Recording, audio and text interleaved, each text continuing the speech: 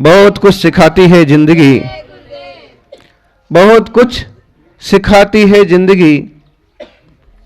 कभी हंसाती है तो कभी रुलाती है जिंदगी। जी सको तो आनंद से जियो, क्योंकि आहिस्ते आहिस्ते खत्म हो जाती है जिंदगी, खत्म हो जाती है जिंदगी। बहुत कुछ सिखाती है जिंदगी सीखना चाहो तो।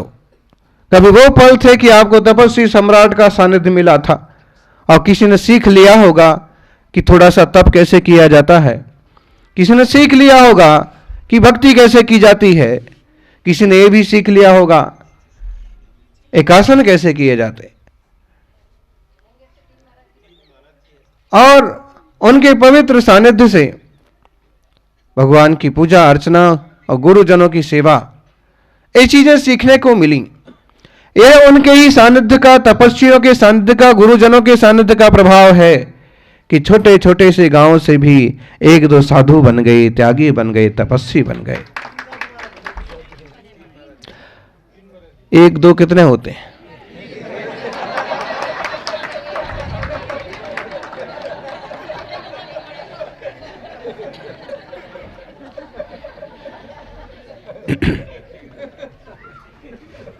बहुत कुछ सिखाती है। अब सीखना चाहें तो सीखें।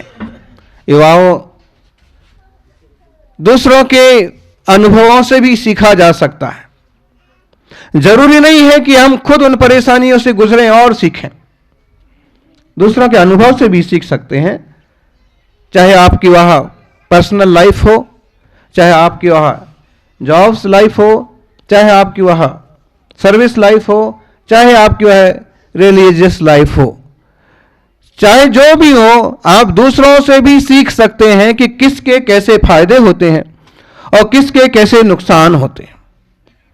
आजकल युवा लोग, छोकरे छोकरियां मोबाइल आदि पर इतने बिजी हो गए कि उन्हें यह भी नहीं सोचता है कि अपनी नैतिकता, अपनी संस्कृति का जतन कैसे किया जाए। जबकि संस्कार, ये संस्कृति आत्मशुद्धि के लिए बहुत जरूरी है। हम जितने ज्यादा उलझेंगे, जितने ज्यादा बाहर की ओर दौड़ेंगे, उतने ज्यादा संक्लेश बढ़ेंगे, उतने ज्यादा विकल्प बढ़ेंगे। और कई बार तो युवा किशोर इस स्थिति तक पहुंच जाते हैं कि आभासी दुनिया के चक्कर में आत्महत्या तक कर लेते हैं, दूसरे की हत्या तक कर देते हैं। ऐसी घटनाएं घट रही हैं। मोबाइल पर ऐसे गेम्स आ गए हैं कि खेल खेल के चक्कर में वो जिंदगी को भी खेल समझ लेते हैं। और कभी ज्यादा कर्ज हो गया तो मां बाप, भाई भतीजा किसी को भी बख्शते नहीं हैं, कैसे रुपया मिलेगा बस। तो ऐसे विचित्र माहौल में भी अगर धर्म ध्यान के प्रति आपकी रुचि बनी रही तो यह आपका सौभाग्य होगा। किन्हीं तपस्वी मुनिराज का लाइव मोबाइल पर प्रवचन भी सुन सकते हैं। जिनवाणी का अभ्यास है तो शास्त्र भी पढ़ सकते हैं, और नहीं तो प्रभु चरणों में 10-5 मिनट बैठ करके उनकी मुद्रा देख करके आत्मशुद्धि का तो चिंतन कर ही सकते हैं। समझ में आ रहा है सुयस?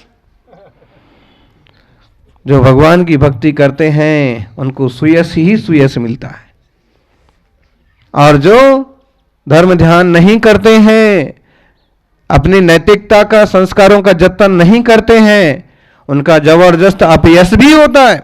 आप देख लीजिए, कोई कोई ऐसे निकल पड़ते हैं कि अपनी 7 पीढ़ियों तक को लजा देते हैं, और कोई ऐसा निकल पड़ता है कि 7 पीढ़ियों को धन्य धन्य कर देता है। देख लीजिए, मंच पर बैठे हैं ये साधु लोग, पूछ पूछ करके पूछते हैं इनके पिताजी का नाम, इनकी माताजी का नाम, कौन से गांव के हैं, कहाँ तक पढ़े हैं, कैसे बैराग हुआ है। कभी भी आपको किसी साधु के पास आने का मन हो जाता है या उनसे थोड़ा सा प्रेम भाव होता है, स्नेह होता है, भक्ति होती है, तो आप ये सब जानना चाहते हैं।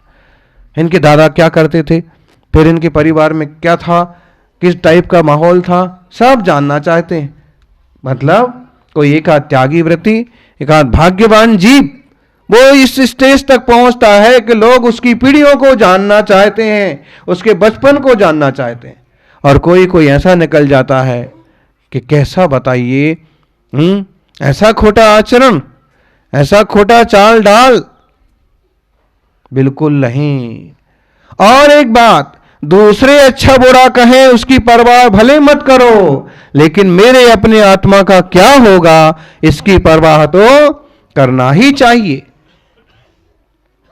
है मुनिश्री कह रहे थे 5 प्रकार की शुद्धि का ध्यान रखना चाहिए हमेशा। कौन सी 5 प्रकार की शुद्धि? वित्त शुद्धि। वित्त का मतलब पैसा, रुपया। जैसे गलत ग्रुप का ब्लड शरीर में आकर के बॉडी को खराब कर देगा, होता है ना बहुत बार हैं। और फिर लोग कहते हैं कि इस नंबर का, ओ ग्रुप का, बी ग्रुप का ब्लड चाहिए, नहीं तो अमुक आदमी, अमुक व्यक्ति मर जाएगा। ये वो होता है ना, तरह तरह की बातें। माने ब्लड का भी एक ग्रुप होता है, अगर ग्रुप बराबर नहीं मिला तो हो सकता है कि वो खून नुकसान कर जाए। और अगर किसी कोरोना वाले का चढ़ा दिया तो मजा आ जाएगा, ऐसे हंसेंगे ऐसे अपन, क्या होगा फिर? उसको भी वो वायरस आ जाएगा और वो जो है राम नाम, अरहंत नाम सत्य हो जाएगा। क्यों? जैसे गलत ग्रुप का ब्लड बॉडी में आने से बॉडी खत्म हो जाएगी, बर्बाद हो जाएगी, वैसे ही गलत व्यक्ति का गलत रास्ते से आया हुआ धन हमारे संस्कारों को भी खत्म कर देगा। इसलिए बड़ी सावधानी रखने की जरूरत है। कमाई खूब करना, अच्छे अच्छे रास्तों से, अच्छे अच्छे व्यापारों से, अच्छी सोच समझ से, अच्छे पुरुषार्थ से, लेकिन कहीं दोयम दर्जे के काम हो, 30 जीवों के घात करके कमाई के रास्ते हों, एकदम बेईमानी बदमाशी गरीबों के गले पर चाकू रख करके रुपए कमाने के रास्ते हों, ऐसा काम नहीं करना। वित्त की शुद्धि। वित्त मतलब रुपया पैसा। शुद्ध रुपया पैसा से आजीविका करेंगे, मन भी शुद्ध रहेगा। फिर गुरुदेव को पड़गाहन का भी मन होगा कि हमारी तो शुद्ध कमाई है, शुद्ध भोजन बना है। मन शुद्धि, वचन शुद्धि, काय शुद्धि का मतलब क्या हुआ? यही तो हुआ कि हमारा मन शुद्ध है, हम गड़बड़ करके कमाई नहीं करते हैं और हमने आपको भावना से पड़गाहन किया है। वचन की शुद्धि का मतलब हम गाली गलौज, गंदी वाड़ा नहीं करते हैं, किसी को हम फंसाते नहीं हैं और हम आपके प्रति भी विनयवान हैं। आप पधारिए, भोजन करिए, आहार स्वीकार कीजिए। काय की शुद्धि तो है ही, अभी नहाए हैं, धोए हैं, वस्त्र आदि बदले हैं, अशुद्धि नहीं है। और इसके साथ साथ मेरी ऐसी भी कोई अशुद्धि नहीं है कि मैंने अपने सील को खत्म किया हो, मैंने कोई खोटे रास्ते अपनाए हो, मैंने कोई गलत संगति की हो।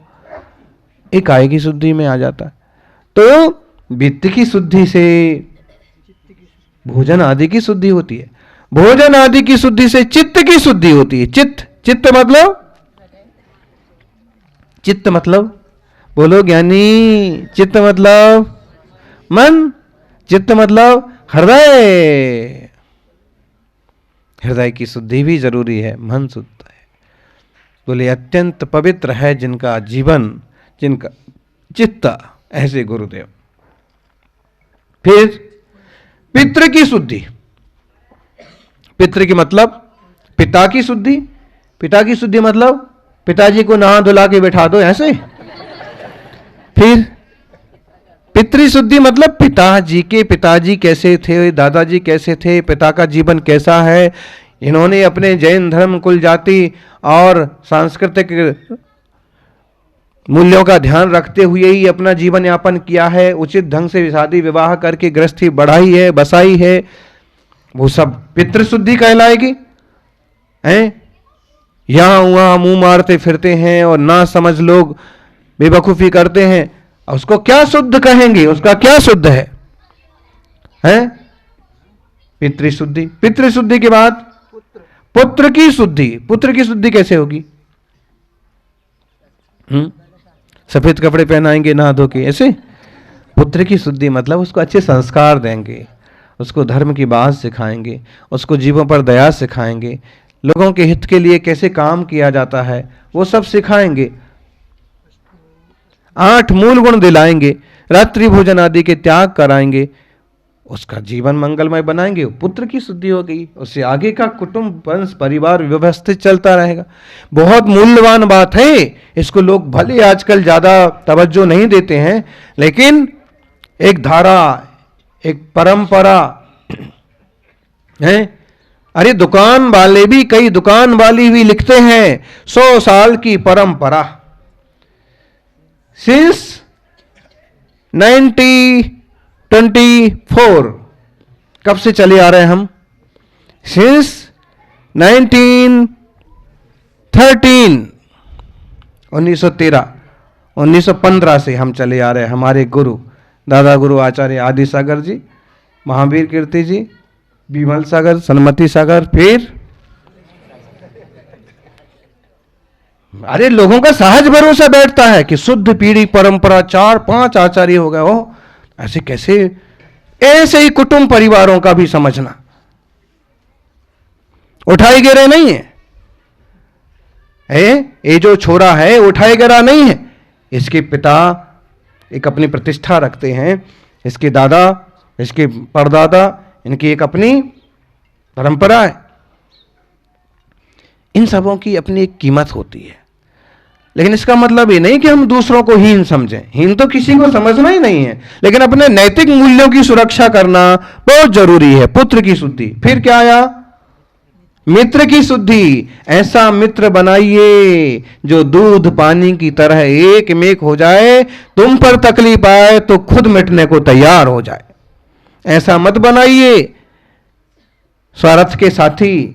रुपया पैसा है तो चलो भाई साहब भोजन करने चलते, होटल चलते, घूमने चलते, और तुम्हारे ऊपर कोई तकलीफ आई तो भाग खड़े हुए। बहुत मिलेंगे ऐसे।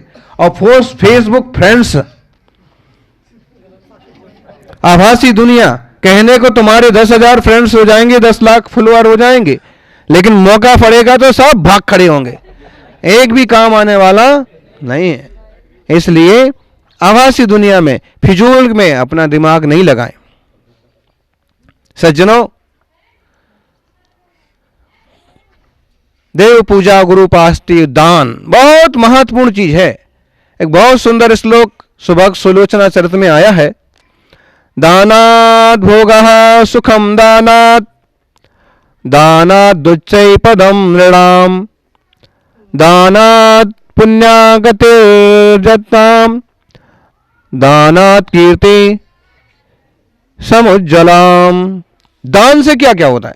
आप भले 1 पैसे का करो, गुप्त भंडार में 1 रुपया डालो, मुनिराज के हाथ में 1 गिलास रखो, किसी विद्यार्थी को 1 किताब 1 कॉपी पढ़ने को पढ़ाने को दो, लेकिन दान थोड़ा मोड़ा जरूर करिए, क्योंकि दान से भोग होते हैं। आप दान करते हैं, जीवन में आपकी उन्नति के द्वार खुलते हैं, भोग की वस्तुएं मिलती हैं सहज रूप से।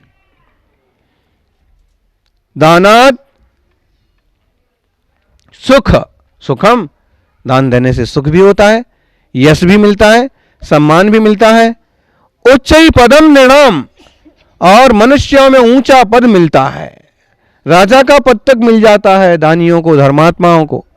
दान से पुण्य बढ़ जाता है, दान से कीर्ति बढ़ती है। आपको अनुभव होगा, आज जिन्होंने पाप प्रक्षालन की भावना व्यक्त की है, कितने लोगों के दिमाग में उनका नाम आया होगा, आ गया होगा?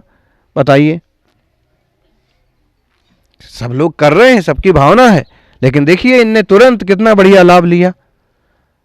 दान से तुरंत कीर्ति यश होता है, उसमें हमारा निजी स्वार्थ नहीं होना चाहिए, और उज्जवल कीर्ति की प्राप्ति होती है। सज्जनों, यावन्ना ग्रसते कालो यावन्नाभ्येति ते जरा, यावन्ना छीयते चायु तावन कल्याण मां चरो। कल का इंतजार मत करो। ये युवा बैठे हैं, बड़ा अच्छा लगता है युवाओं को धर्म संसद में बैठे देख करके। धर्म परिषद में जब बैठते हैं और इनकी रुचि देखते हैं तो लगता है कि भगवान वर्धमान स्वामी का शासन ऐसे ही निरंतर बढ़ता रहेगा, बढ़ता रहेगा, बढ़ता रहेगा। क्योंकि युवाओं से ही तो धर्म की धारा चलना है आगे आगे। युवाओं का ही धर्म है जिन शासन। चंद्रगुप्त मौर्य का एक सपना आप लोगों के ध्यान में आया हो। वो बड़े सम्राट थे, मुनि बने थे। राजा की अवस्था में उन्होंने एक सपना देखा, 16 सपने देखे। और जब भद्रबाहु गुरुदेव से सपनों के फल पूछे तो एक सपना ये भी था कि युवा वृषभ, युवा बछड़े रथ खींच रहे हैं। तो आचार्य भद्रबाहु स्वामी ने कहा कि इसका मतलब है आगे कलयुग में, पंचम काल में युवाओं के बल पर ही जैन धर्म का रथ चलेगा। इसी अवस्था में जो लोग कर लेंगे, प्रभाव ना कर लेंगे, बाद में मुश्किल होगा। सज्जनों, तो जब तक काल नहीं आ जाता है, बुढ़ापा नहीं आ जाता है, आयु ढीली नहीं पड़ती है, क्षीण नहीं होती है, तब तक धर्म ध्यान का, कल्याण का पुरुषार्थ कर लेना चाहिए। पुत्र की शुद्धि, मित्र की शुद्धि, वित्त की शुद्धि, चित्त की शुद्धि, पितृ की शुद्धि, ये शुद्धियां हैं। इससे जीवन शुद्ध होता है, मंगलमय होता है। ध्यान रखना, कुपात्र और कुपुत्र दोनों नुकसानदायक हैं। कुपात्र माने खोटे लोगों को आपने दान दिया, शराबी मांसाहारियों को आपने दे डाला, उनका पोषण किया, उनके पाप का हिस्सा आपके माथे पड़ेगा। और मुनिराज तपस्वियों को दान दिया, सेवा की, उनका पुण्य का हिस्सा भी आपके विकास में भागीदार बनेगा। कुपात्र और कुपुत्र, पुत्र सुपुत्र होगा तो आपका नाम रोशन करेगा, और कुपुत्र हुआ तो कितना कमा के रख दो, सब खराब कर देगा। कुपात्र कुपुत्र दोनों बड़े नुकसानदायक हैं। जीवन में दोनों चीजों से बचें और अपने हाथ हमेशा दूसरों की सहायता के लिए, भक्ति के लिए खोल के रखें। क्षण भर को प्रभु की तरह निर्शुद्ध चैतन्य तत्व का विचार करें, इससे मंगल होगा। जय बोलिए 24 तीर्थंकर भगवान की।